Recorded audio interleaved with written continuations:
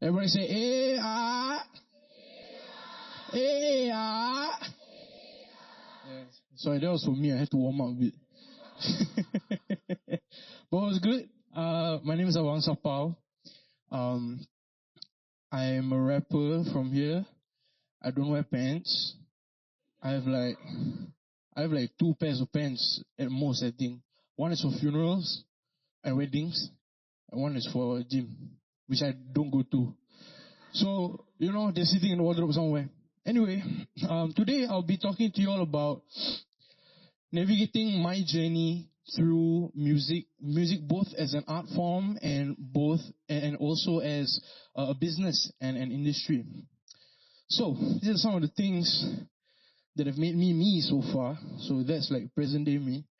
So the top there was me and my family the day we got our house after spending about a year homeless. I think this was when I was 12 or 13 years old. So around this time, this is when, there's certain things that you kind of learn as you grow up naturally, but this one I think I learned quite prematurely as a kid, which was understanding my socio-economic status. I realized that, I'm actually, my friends got more pocket money than me, like they got like permanent houses and shit. Like, I don't have that. And that's when I understood the concept of socio-economic status as a 13-year-old.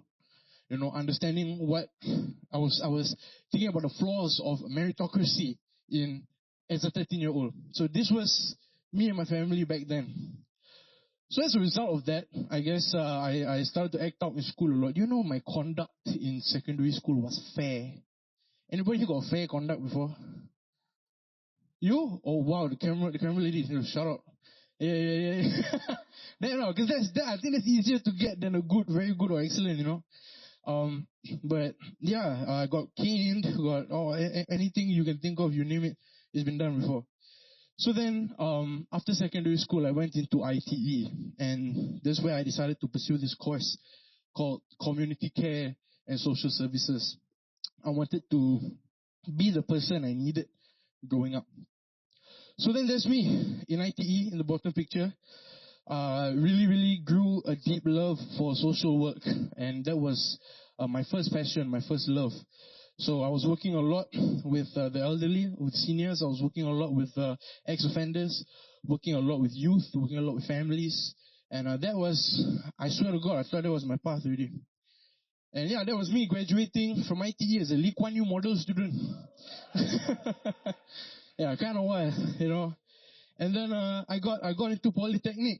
And in Polytechnic, I had 3 scholarships. I had a government scholarship with a bond, and it was like, okay, like my path was, it was the Singapore dream. My mom was so proud. My mom was so happy.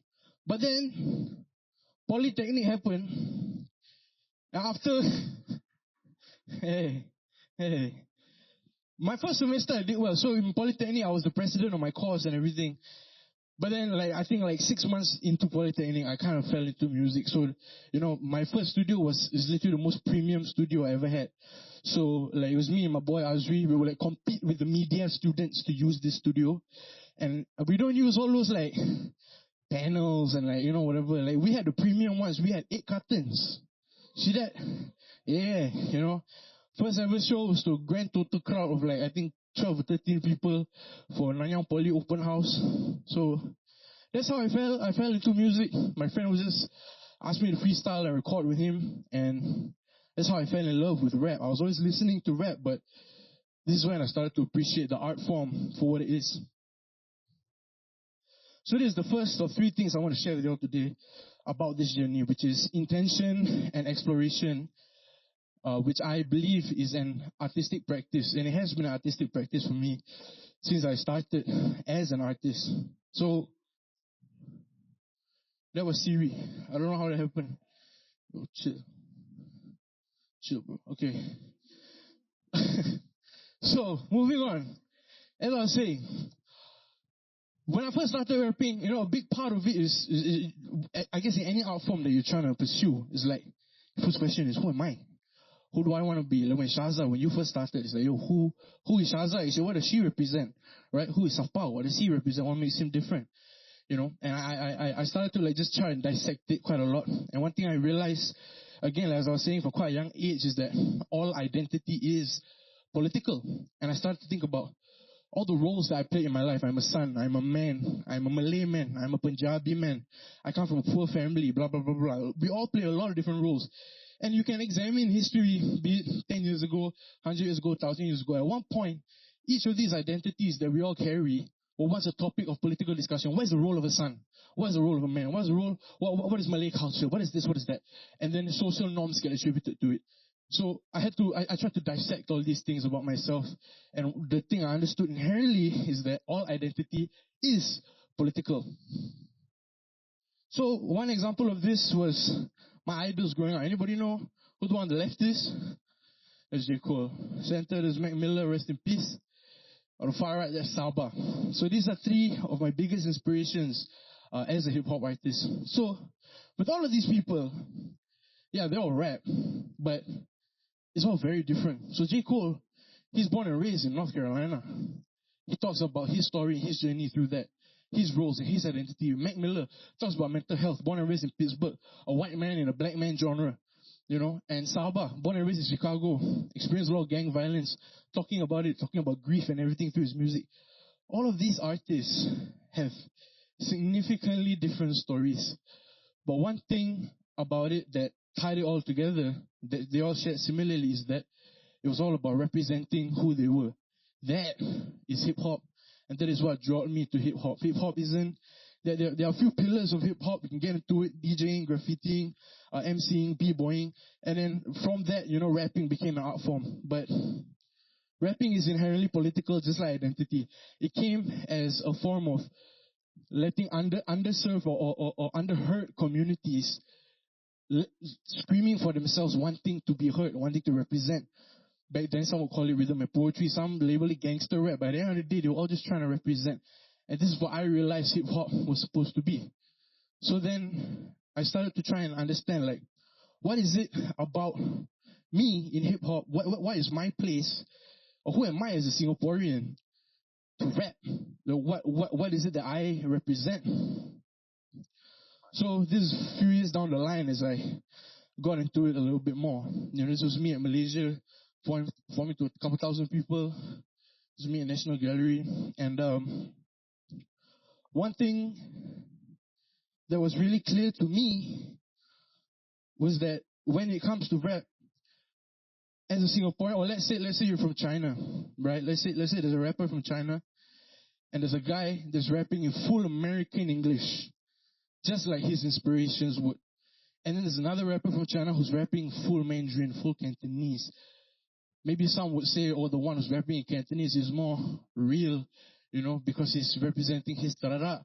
But at the end of the day, I came to realize if you're just being you, and you're just being real, and you're representing, these two rappers, they're both as real as each other. There's no difference.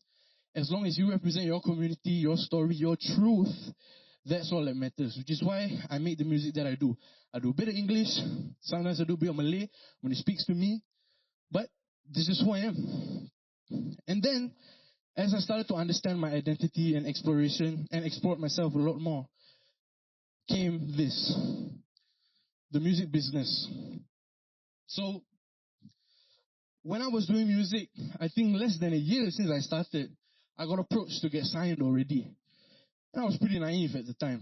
So there were a couple of major labels that approached, and the one that I chose to sign with was Universal Music. And that was when I started to get introduced to this thing called the music business. Which before that, I was having a lot of fun. Music was dope, man. It was fun. I was hanging out with friends. Got my first $50 cash that I got paid. And when I performed at a club, I took a picture of it. So proud of myself and everything. And then suddenly I got thrown into this world. Suddenly, Abangsapau, the artist, also became Abangsapau, the business. Abangsapau's songs also became Abangsapau's products. And these were very new, unfamiliar terms to me. And sometimes it made me feel a type of way, like, why are you trying to capitalize on my art? Why you da-da-da-da-da, But then, afterwards, you just come to realize this is how cultures grow and evolve. This is how cultures sustain. It is these ecosystems that allow for cultures to grow and evolve and develop. So these are things that I've come to understand over time. But also, there was a lot of things that I had to also come to terms with myself, which is, look, at the end of the day, there's going to be a little more strategy than it used to be. Maybe I'm going to be targeting a particular demographic. Maybe I'm going to write this song a little bit like this so that these people that I'm trying to target can get it. There's a little more strategy, there's a little more all of this. But then it comes back to the foundation again, which is, what is it all about? As long as I'm being real, as long as I'm representing myself and all the identities that I carry, then it's good enough for me. So that's how I navigated my way through the music business. And I've been doing it full time for about 2 years, now. I've been doing it since 2019, and that's been the journey. Yeah. But then comes the next point, which is very, very, very, very, very familiar to a lot of people who have been doing it for a while. I think especially when you reach 29, 30, maybe your late 20s, you start to think like, actually, can I afford to do this some more? Does it still make sense? Maybe mom was right. Maybe that taxi driver was right. Fun fact, I never tell taxi drivers what I do. Never. What's my go-to line? When I enter a Grab, I'll sit down. Boy, what you do, boy? Bro, when I was doing National Day last year, the NDP, literally the actual parade finished, I was taking a Grab home, sat down, uncle asked me what I do. I told him I'm an accountant from Brunei. Because nobody knows what anyone does in Brunei, so I felt like, okay, no more follow-up questions. Yeah. So that's the best way to get rid of those questions. But, it's a real thing. At a certain age, you start to ask yourself, can I afford to do this? So, in preparing for this dialogue, we had a few calls with the organizers, and one of the questions asked to me was, Abangsapau, what's your 5-year plan? Yeah, it's a good question. Don't laugh. It's the reason why they ask you in job interviews. I don't know. I haven't had a job interview in a long time. But here was my answer. As long as I can keep doing what I'm doing for the next 5 years, I think that's damn good, sir. In Singapore, you do this full time for as long as you do. That's crazy. So to pursue art in itself, to have the luxury of time or of money or of resources to pursue it is a luxury in itself. So if I get to do it for another 5 years, yeah, why the hell not? Hell yeah. I'm not thinking bigger than that for now. But that's just for me. If you ask me, when I ask myself, can I afford to dream? This is what I tell myself. If I can keep doing this, I'm happy and I'm content. But then now I want to talk about the community, right? We ask the community, can you afford to dream? It's 2 things. Firstly, all communities insist upon themselves to exist. There's no system that becomes too, for lack of a better word, fucked up for communities to not exist. It doesn't matter if you're in Singapore, it doesn't matter in whatever country. Communities insist on existing. That's why in a lot of third world countries, you see the art scenes are still going. Everything's still going. No matter what happens, these communities will continue to exist and thrive, be it in a smaller scale or on a larger scale. But then there's also the other side of the community, which is outside of your immediate community, which is regular ass people who maybe sometimes you give them, okay, come, culture pass, come for this show, it's a culture pass. Come for this play, it's a culture pass, which is great, hell yeah.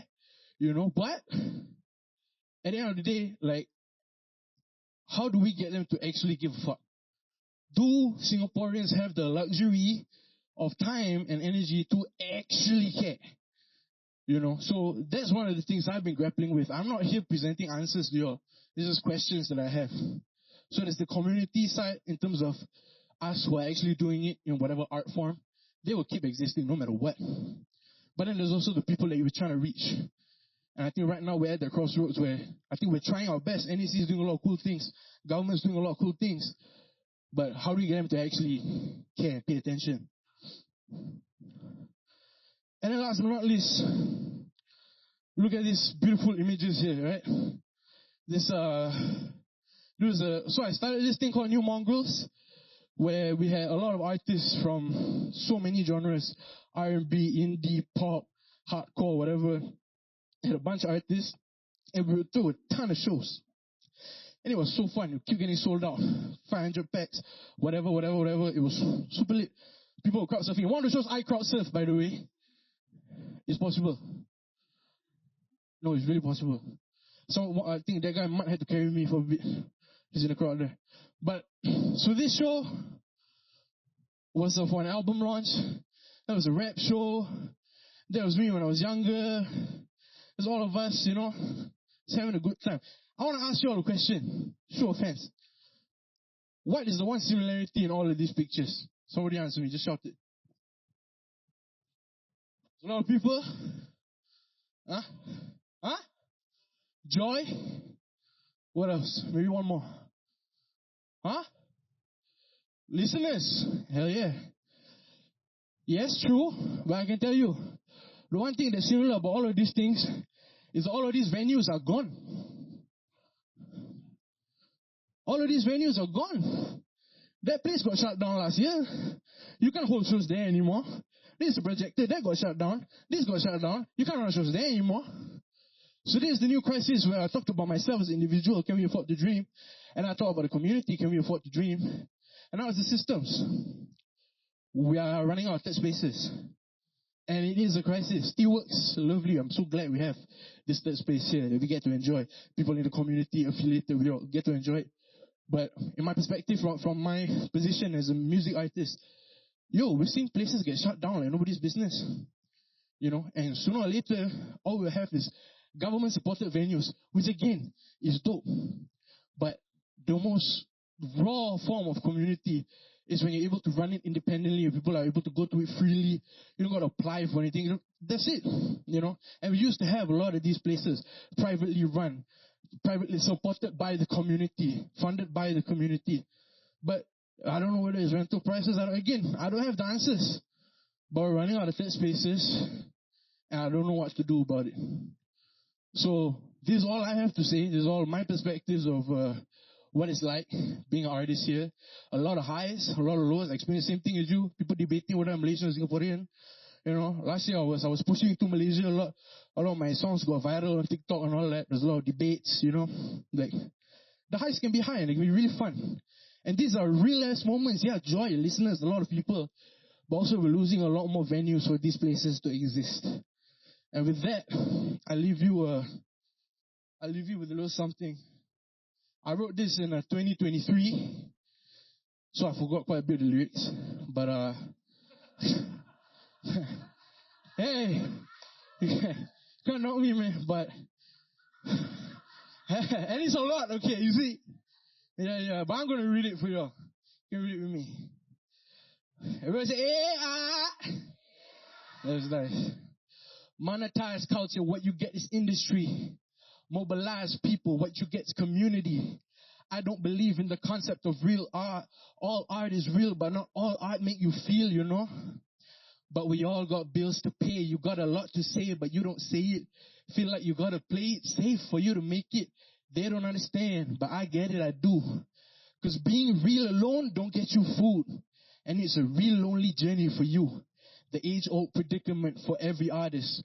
When you start to see the gap between your heart and mind. But you just want to rep your city. You want to be their pride. But they're going to call you a sellout if they see you sign. They can't help it. Their perspective only black and white. But they're going to be the first to claim you if you make it overseas. Look at JJ Lin. Look at Joseph Schooling. Only when you make it out is when they take you in. It's all optics, a false sense of national pride. This is so much more than the art. It's identity. It's identity. I know that you feel it too. Still stuck in the shackles of perception and colonial roots. I'm getting tired just talking about it. I'm getting tired just thinking about it. I'm getting tired. See, I do this for my people. But everybody's tired. They ask, why don't Singaporeans listen to local music? Because everybody's working and going through it. Nobody got capacity for giving a fuck about arts. I don't blame them. Hell, if I was in their shoes, I wouldn't listen. I would look forward to the weekend and sleep in and spend time with my children. Maybe save for that annual vacation if I'm not in debt. Then say farewell to my monthly check. The other day I had a set. This lady came up to me, said she really liked my show. I said, thank you. It means a lot to me. She asked, where you from, my bro? I said, I'm from here. Really? Really? I'm really from here. You Singaporean? Is that true? Yeah. Damn, I feel sorry for you. I was at a loss for words. Part of me was like, this bitch really had the nerve. But I couldn't take it personal. That was the truth from what she seen and what she learned. Because on the other hand, when I was at work back in 2023, earlier this year, earning minimum wage, this man came up to me while I was washing plates. He said, my son's your biggest fan. I said, really? Really? Yes. Then he opened up FaceTime and called his son. That boy couldn't believe his eyes. He said, I'm your biggest fan. I really love your songs. I want to be like you one day. I love your sarongs. That was the day I left that job. That was way back in February 2023. I never looked back since. Since that call, I felt a sense of pride and shame and worry. I can't let myself slip. Got too much to live for. I do this for my people. I do it for that little boy. I do it for her, not them. And every day I'm fighting the urge to let loose on the bloodsuckers, gatekeepers, vultures, jaded motherfuckers who don't water their roots and wonder why they do not bear fruit. We do not fuck with you. Thank you.